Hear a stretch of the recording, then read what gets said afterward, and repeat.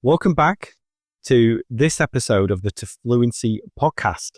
If you are new here, my name is Jack from To Fluency, and this is a place where you can listen to natural English in a relaxing way and learn all about the English language, how best to learn, grammar, etc. Today's episode is really exciting for me because if you follow what I'm going to discuss in this lesson, you're going to find the way you learn English changes dramatically for the best. So you're going to find new ways to learn English, to understand English, and to improve your English in a way that is fun, interactive, and highly effective. Today's topic is all about how to learn English with AI. To start with, it's important to go through some of these key terms quickly. So AI means artificial intelligence, AI. So you'll hear the word AI a lot. Now, there are different AI tools like ChatGPT. Now, this was always difficult for me to say at first, ChatGPT. But I am used to it now, and I'm sure you've heard this in your own language and also in English before, ChatGPT. There are other tools like Claude from Anthropic or Google Gemini. So what I talk about today can be applied to any AI chatbot. And I believe these tools are a powerful way to learn English if you use them correctly. And in today's episode, we're going to look at 4 powerful ways you can use ChatGPT or other tools to boost your fluency. We're going to give you 2 bonus tips to get more out of these tools, to use them effectively. And then I'm going to have a little bit of fun at the end with some predictions or thoughts about the future of AI. Be sure to stay until the end of this episode because you're going to get a lot out of it, especially if you start applying what I talk about. So let's just start with the first way you can use ChatGPT to learn English. And it's this: asking language questions. Now, this means you open up ChatGPT and you say something like, what's the difference between much and many? Or when do I use much and many? Why do we say I enjoy swimming instead of I enjoy to swim? What's the best way to say this word in British English, for example? Now, this has 2 main advantages over the old way of doing things. Firstly, you can get instant explanations without needing to search through textbooks or websites. So instead of using Google and going to a forum, going to a website, etc., you can get an instant answer right to you. And the second thing about it is that ChatGPT, from my experience learning languages and in general, is accurate. So it's going to give you the accurate response. Additionally, you can ask follow-up questions. So if something isn't clear, you can ask more questions to really understand what it's saying. Could you explain this again in simple terms? And one thing I've always said is that in order to internalize the language and be confident with it, you need to be clear on how to use it and when to use it. So how to use a present perfect. You need to be clear in your mind about, oh, okay, I understand that. And then that means you'll be able to use it in conversations. Now, the second way to use it is to generate examples. So you can ask ChatGPT to provide multiple examples for words, phrases, or grammar structures you're learning. An example prompt. Now, this is another word to know, a prompt. A prompt is what you ask ChatGPT. So an example prompt could be, can you give me 10 examples of sentences used in the present perfect tense? You can even say things like, can you give me 10 simple examples of using the present perfect tense? Can you give me 10 sentences using much and many? And this is helpful. This is useful because seeing different types of examples helps you understand how to use a word or structure in different contexts. So it gives you the confidence to know exactly how to use it. You see the variations of the way it is used, and that gives you the ability to truly understand how it's used.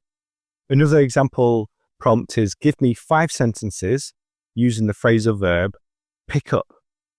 And it's going to give you 5 sentences for you. Now, later, I'm going to talk a little bit more about how you can get the correct sentences for you in the bonus tip. Now, the third way to use it is getting writing feedback. Now, when I first started language teaching and started my channel, a lot of people asked me, can you correct my writing? They sent me emails and they asked me to correct their writing. And there used to be tools where you could upload your writing and a teacher would correct it for you. But now we have this instant feedback, instant corrections on your writing using ChatGPT. So an example prompt here, what you can ask ChatGPT is this. Can you correct this paragraph and explain my mistakes? Or I'm going to write 5 sentences in the present perfect. Could you correct and explain my mistakes? So ChatGPT will identify grammar errors. ChatGPT will identify grammar errors, awkward phrasing or strange, not correct phrasing, and sentence structure issues. And then it's going to give you explanations to help you understand the corrections so you can learn for the future. And this is incredibly useful. In fact, you can start thinking about, firstly, ask ChatGPT to explain something you don't understand. Then for it to give you more example sentences. And then for you to practice these writing sentences to get feedback. Because in order to improve in a language, you have to use it. You have to be able to produce it, whether this is writing or whether this is speaking. And we'll talk about speaking in a second. But I think the first stage to practice in a language is writing because you can take your time. You're not rushed. You don't have to think about the way you say things. Instead, it's all about getting it correct and taking your time to do that. So the third way is to get feedback on your writing. Now, the fourth way is to practice conversations. To practice conversations. You can do this with writing, or you can do this in two different ways with your voice. So let's say you have a ChatGPT thread open. Especially if you're on your phone, it's easier, but you can do this on your computer too. You can use the voice mode and speak, and it's going to create the text for you. So you can ask ChatGPT the following for the prompt. Again, we're using the word prompt. Let's role play. You are a waiter and I'm ordering food in a restaurant. So you're asking ChatGPT to play the role of a waiter or a server, and you're going to order food in a restaurant. You can make this more specific. You can say, for example, in a fish and chip shop, or at a pub in London, or at a sushi restaurant. But this is useful because it's going to give you the opportunity to practice common scenarios without the pressure of a real conversation.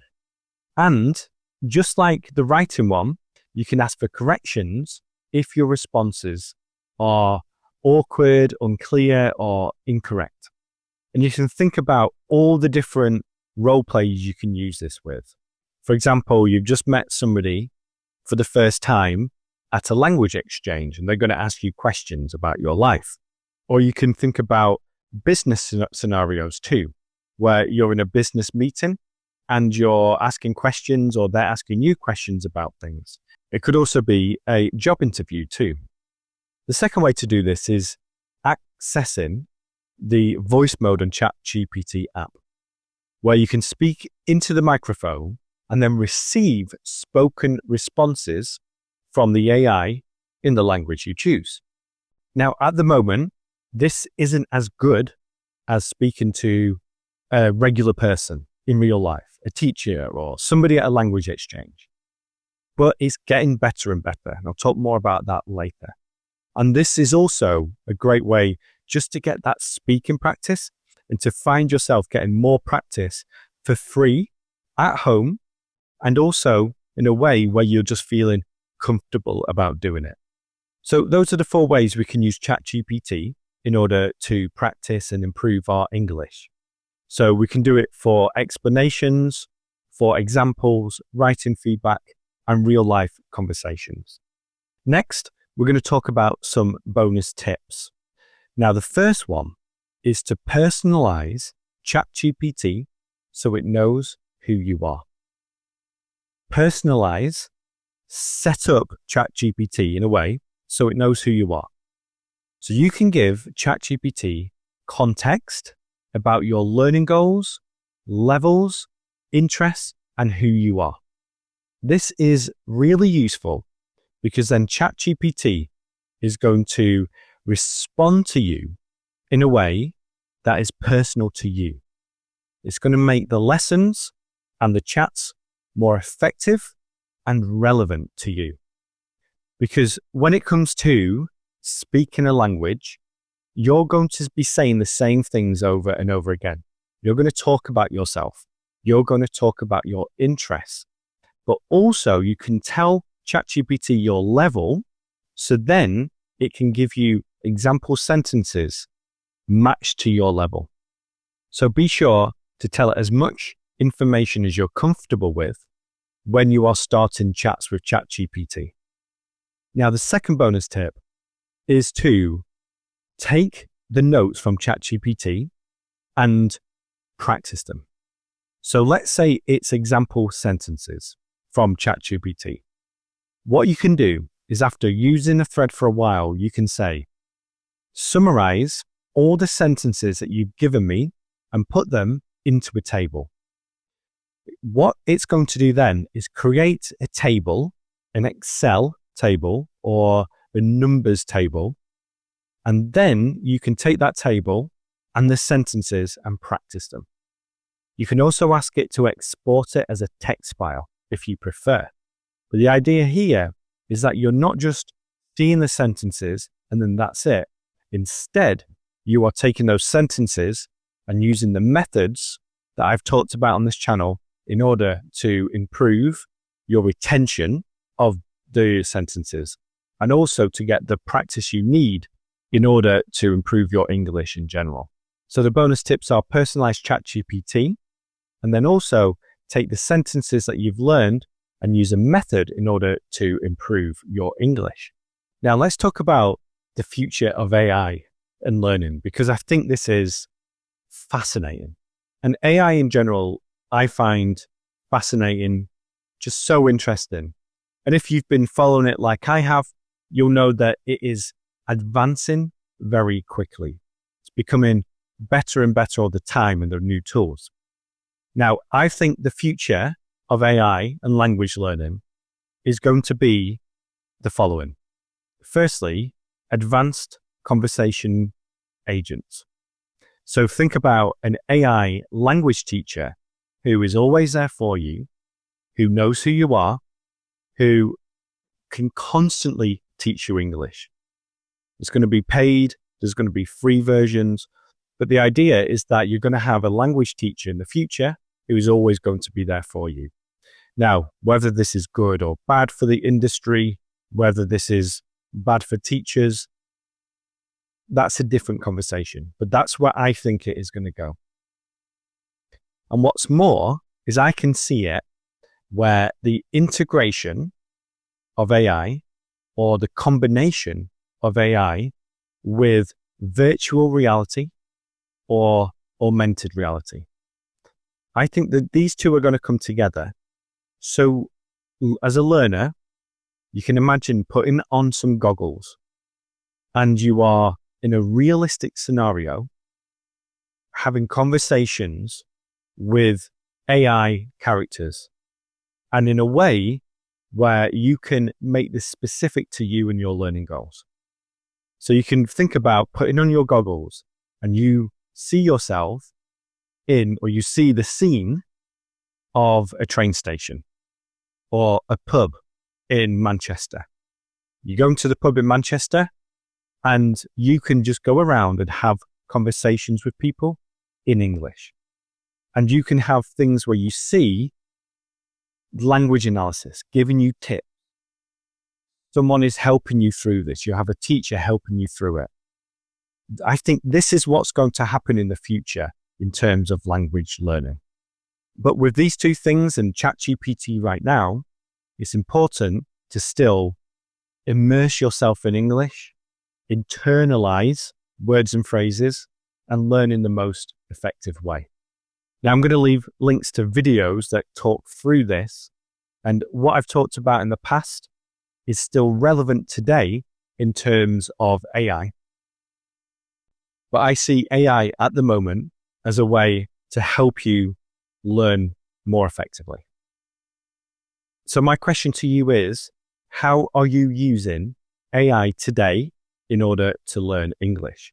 And if you haven't tried these methods I've talked about, I highly recommend trying them out, and I'll list them in the description so you can really follow them in a way that you can apply them. And then watch more of my videos, especially on how to internalize languages and how to learn languages in order to use these even more effectively. So share this video with a friend. Thank you so much for watching, and I'll speak to you soon. Bye for now.